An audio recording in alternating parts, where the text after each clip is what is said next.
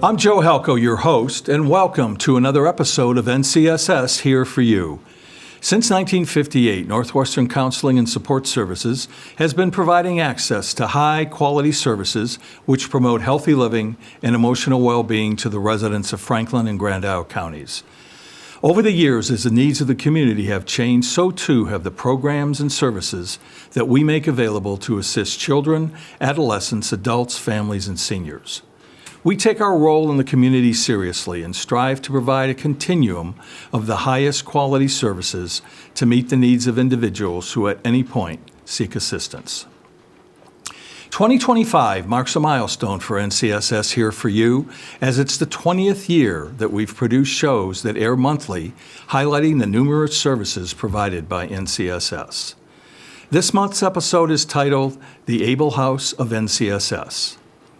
Vermont Care Partners is a statewide network focused on supporting individuals with intellectual and developmental disabilities, as well as those with mental health and substance use needs, to maintain independence and well-being. While not traditional housing providers, Vermont Care Partners agencies help individuals navigate complex systems and find appropriate housing solutions.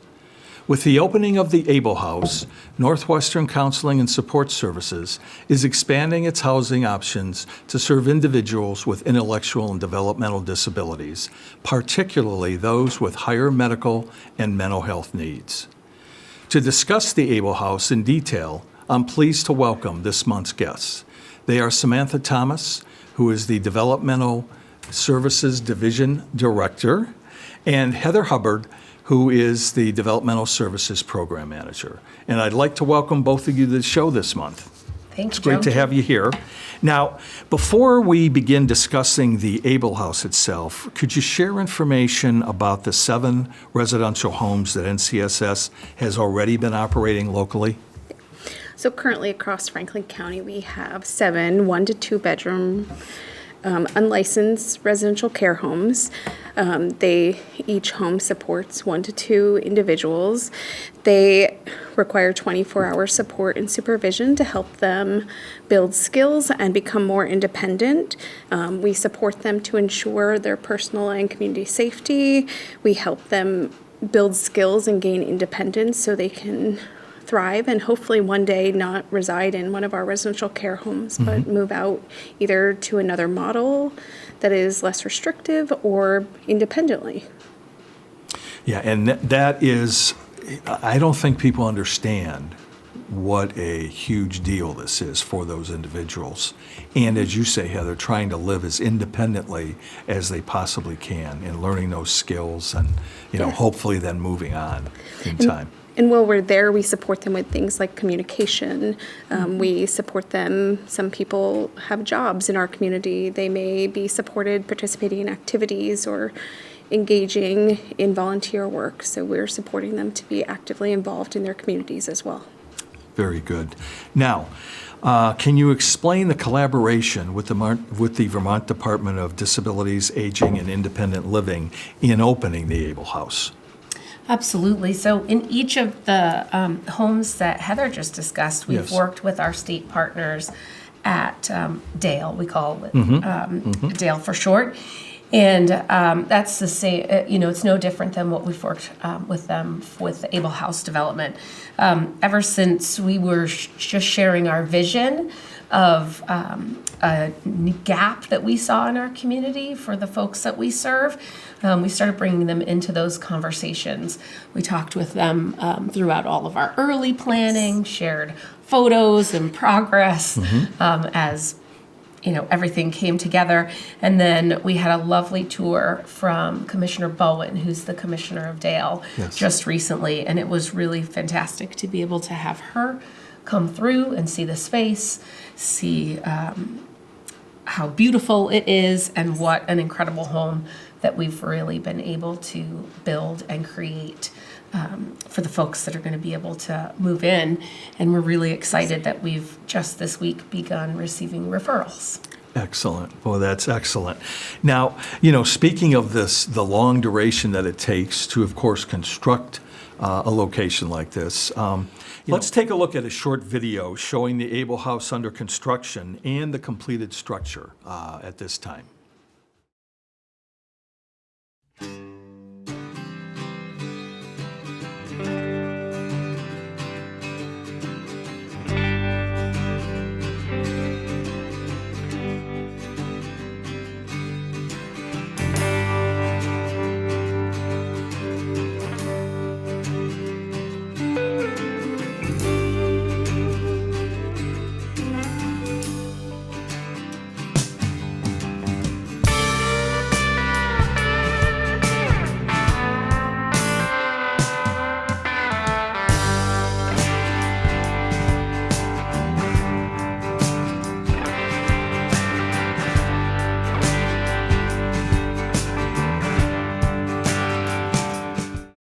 Okay, what makes Able House different relative to the level of care that will be provided to individuals with intellectual and developmental disabilities?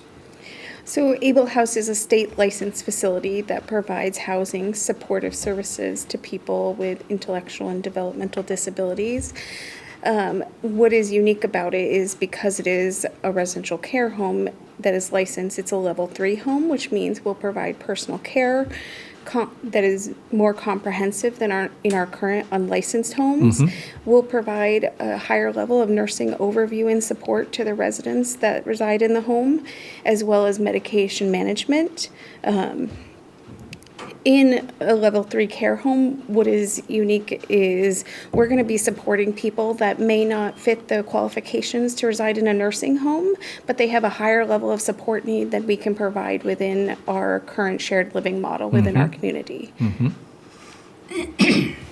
And I think this is critically important because of the fact that and I know we'll talk about it a little bit later too, but because of the higher needs of these individuals, and they have to have a place where they can be safe and be successful. So I know we'll get into that more later, but I just wanted to make that point. So how does Able House differ from, as you had just mentioned, Heather, the very successful shared living provider housing model that is out there? Sure. So we have wonderful shared living providers throughout our community providing caring homes, access to the community, and individualized support. What can happen, though, is that the needs of the individual in the home might change. And that's what we're seeing sometimes as individuals are aging. And what we find is that sometimes those needs can exceed the ability of the shared living model. Some individuals are able to adapt and things go beautifully in shared living for a long time. Other times it just ultimately ends up being not safe and healthy and good for someone's overall well-being. So Heather shared the nursing oversight and the personal care that we'll be able to provide at Able House, and that's going to be really critical to support the individuals that end up becoming residents at the Able House. We aren't able to provide a nursing home level of care, as I think Heather just mentioned, but this is an opportunity to provide a level of support that we didn't previously have in our community. And that's excellent. Now, let me also ask, is it true that older individuals with intellectual and developmental disabilities are at an increased risk of housing insecurity and even homelessness? Yes, older individuals are at an increased risk of housing insecurity and homelessness. With the scarcity of affordable housing across the state of Vermont, it can be a challenge for the population that we support. We know that in Vermont, approximately 75% of housing was constructed prior to 1990, so another barrier for this population that we'll support at Able House is a lot of those structures are not accessible for those people, and as they age, they experience an increased need and an increased medical acuity. It can be a challenge in these other living models that we have. Even in our 2-bed unlicensed home, we don't have the level of support that they may need. So with Able House, this will provide that resource for our community. We know that across the community, when Act 186 was put into place, there was research done back in 2022 that said there was a need for housing for individuals with intellectual and developmental disabilities. And at that point, they said 600 additional options were needed, which is a significant number. So while Able House may just be one of those, it's creating that resource for that population that we know as we struggle to find places that will support people in our own community. So this will provide that resource for those people that need it, and it's important. Yeah, and the other thing too, the number of individuals that you'll be able to serve. So I think that's important as well, especially for this region of the state. Now, let's talk about the importance of individuals aging in place while receiving their specialized care that is required for them. Absolutely, absolutely. So maintaining autonomy, independence, and sense of control can significantly increase the overall quality of life, mental well-being, and sense of purpose for all of us. And the folks that we serve are no different. Stability for individuals and for those that we serve is really vital, especially as needs change, as individuals are growing, as their needs are changing. And so the exciting thing about Able House is that this is a new resource in our toolbox, in our community, to help support those that need this type of home to remain in our community, to maintain critical social connections, and interactions and relationships that help to provide a fulfilling life. You know, there are individuals, Heather shared, that are working, and so if they're able to stay in our community, they can maintain their employment. And that's really, really exciting for us. So important, you know, being able to stay in the community, and as you say, we know how important employment is from the therapeutic standpoint of somebody feeling that they're making a contribution to society, which is very, very important for all of us. But I think somebody with an intellectual developmental disability, I think one of the things that has been found, and correct me if I'm wrong, is that they are among the most loyal employees of organizations when they find jobs.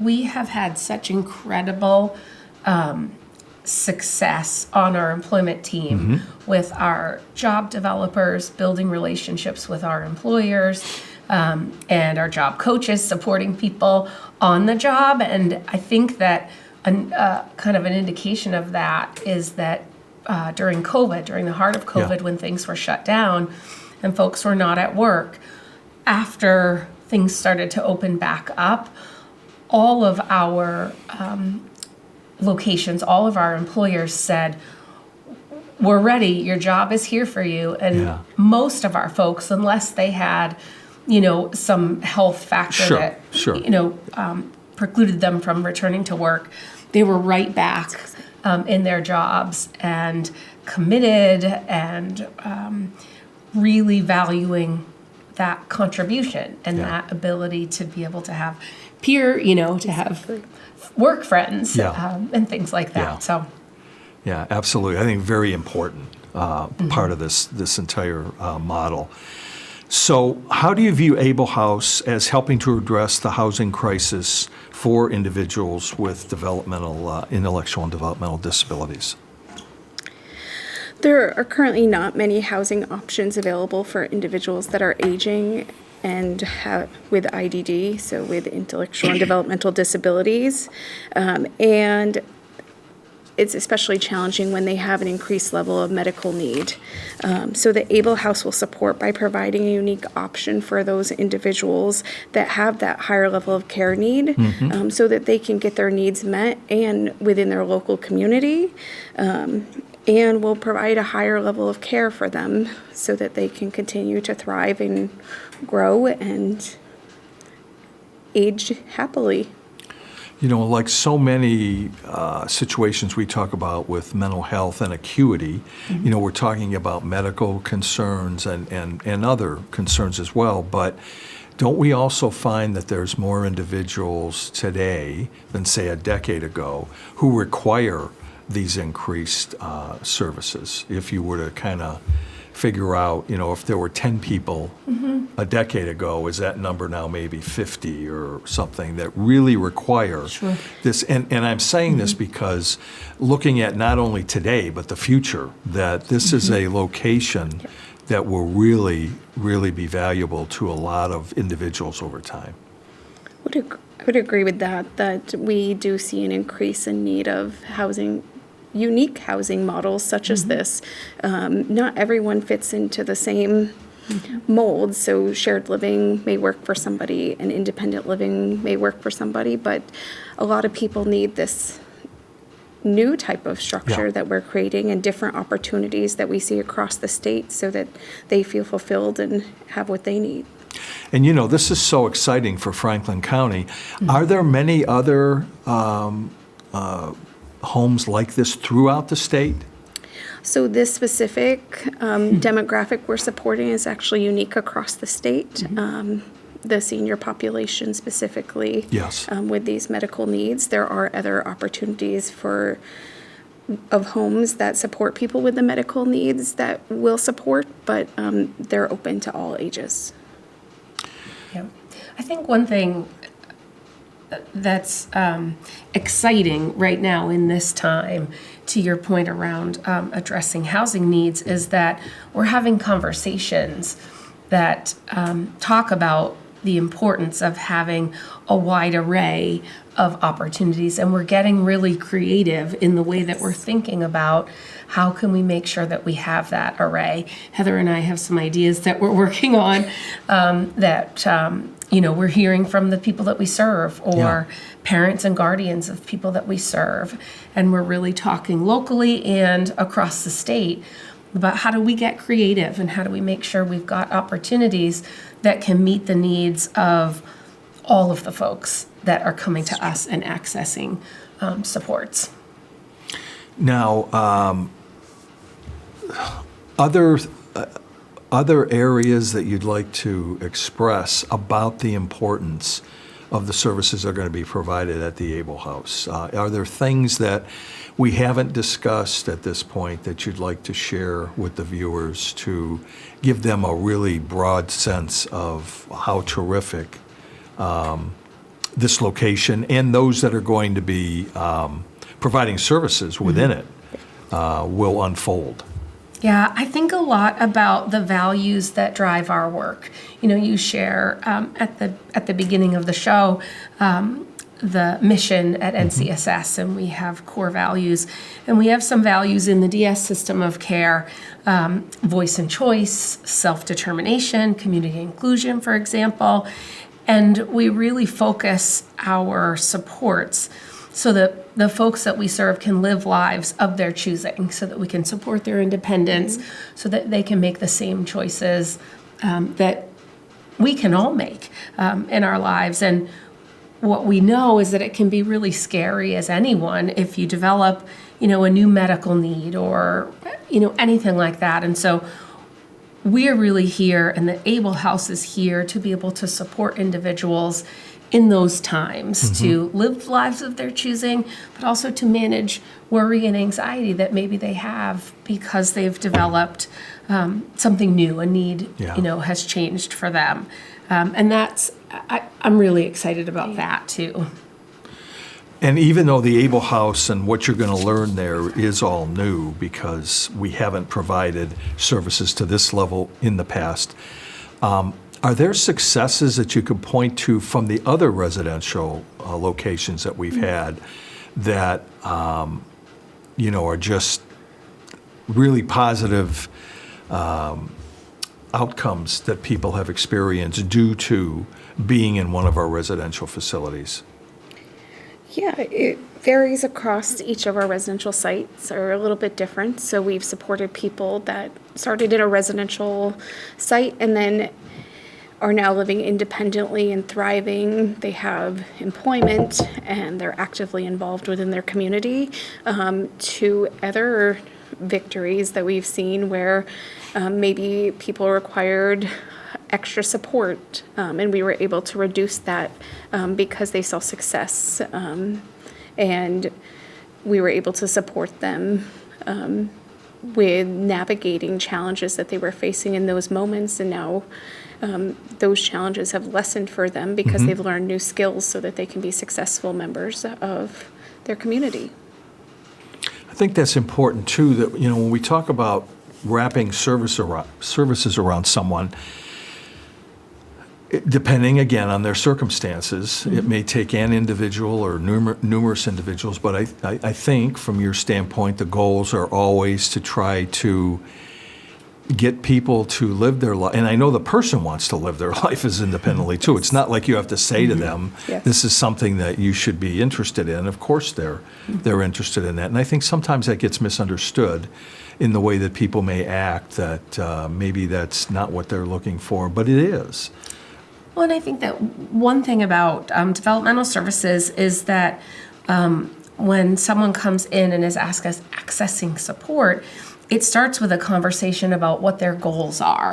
And so an individual service agreement is developed, and that's a partnership where the person that we're serving really drives that and says, this is what I want in my life. And we help them to get there.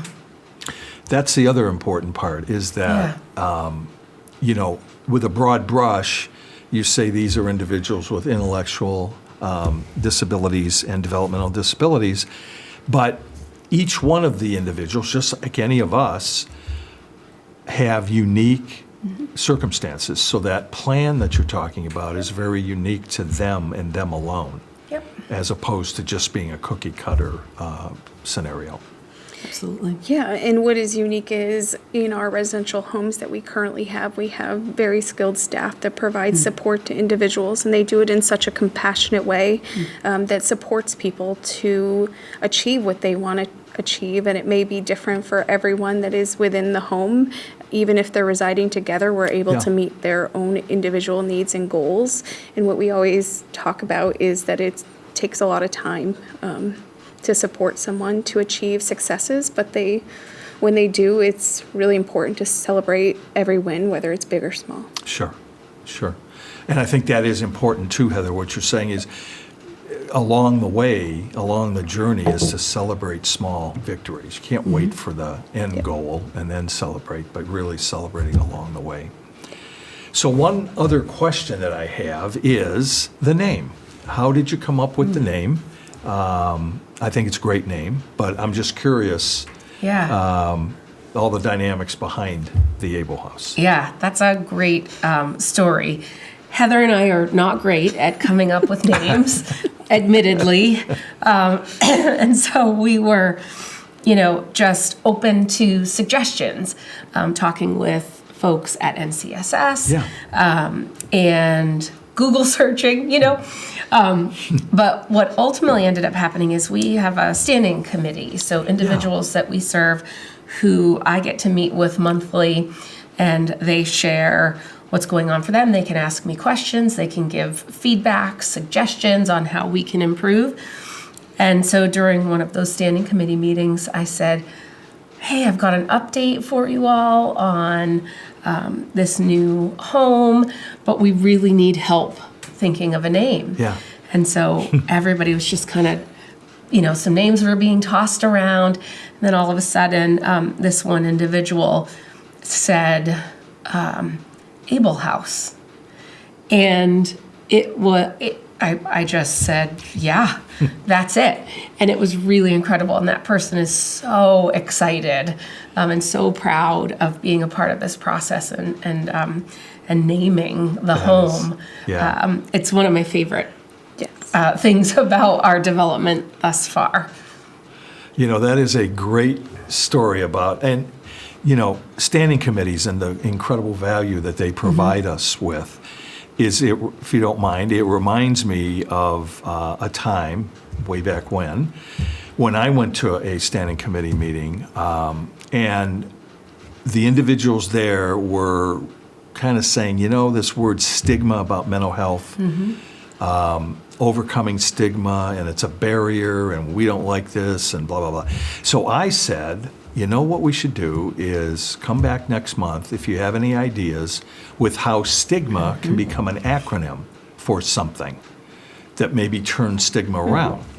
Same thing happened. They came back the following month, and one person raised their hand and said, I would like to share, striving to increase good mental health awareness. And everybody in the room was like, whoa.